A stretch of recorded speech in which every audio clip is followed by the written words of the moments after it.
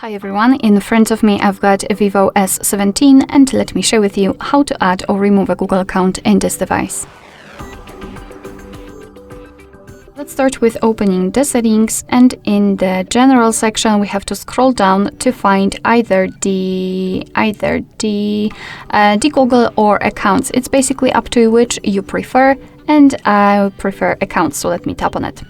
Here in the accounts for owner, we do not have any previously added accounts, so let's start this whole tutorial with adding new one. Let's tap on add account and choose Google. Make sure that you've got the internet connection because it is required for this operation, and from this step we can either create a new account if you do not have your own yet, or simply type your email or phone, so let me do it quickly and tap on next. Right here we have to enter the password, and let me do this out of the screen. Okay, we've got it, so let's tap on next. Here we've got Google Terms of Service and Privacy Policy, so let's tap on it to open more information, and tap on I agree after reading.